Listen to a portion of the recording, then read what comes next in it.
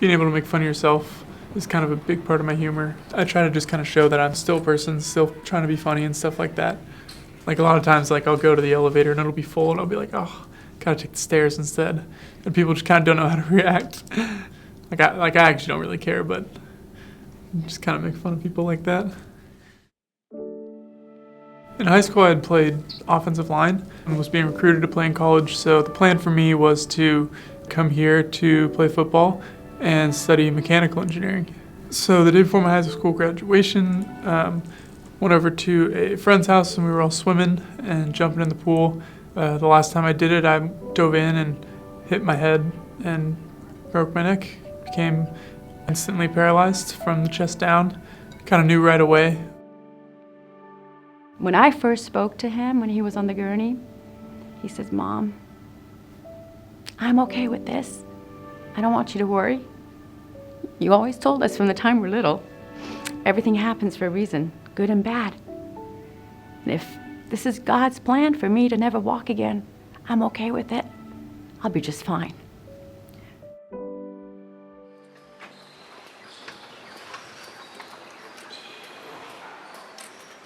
These are muscles that they're not quite, they're definitely not anywhere near fully functioning, just like nerves-wise, so I'm giving you excuses as to why I'm not lifting a lot right now. I'd say Cal Poly was always the goal and kind of something I strive toward reaching, being able to go off to college. And so I think I kind of saw it as a landmark for something to work to being as independent as I could be before I got there. Got it. Yeah.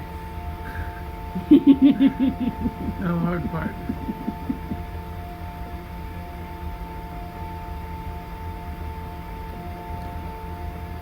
Yes! Success!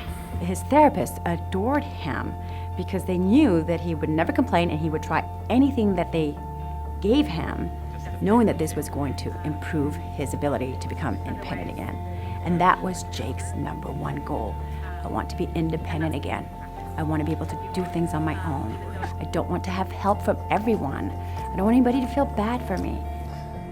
That's all uphill. Then we go downhill.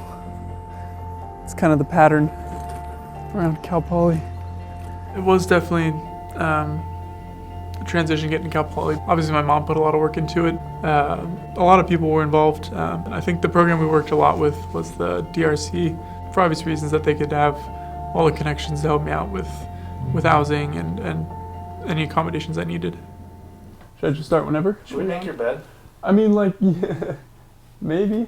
All right, so this is my room in Cerro Vista, and they helped me out by letting me get my own room, so it's really nice being able to have my own space. They also let me bring my own bed, which is really nice. This is the bathroom that I have at Cerro. Pretty much the main thing they did here was the shower. They have grab bars in the corner. They cleared out the underside of the sink so I can get under and do my morning routine right here. That's kind of it in the bathroom. So needless to say, the independence that Jake has reached is just purely amazing. One of the things that he really wanted to do was to be able to drive again.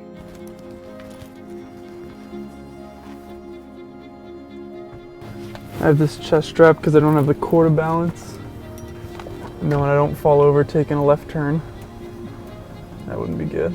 So he went ahead and went to the DMV to do his test, and the gentleman came up to me and says, he is by far the best adaptive driver I've ever been with. I can't believe it. If they all drove like this, it would make my job so much easier. So he's done quite well with that.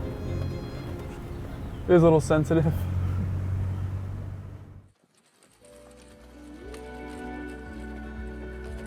Thinking about where I would be if my injury didn't happen, you know? Like obviously things would be different, but would it be better? I'm not quite sure yet. I think I'm still answering that question. You know, it's a tragedy that I got injured, you know? I heard that a lot, but I think it's given me a path, and obviously you want as much recovery as you can, but I mean, at the end of the day, it's kind of been who I am, so I think thinking of that has been pretty interesting.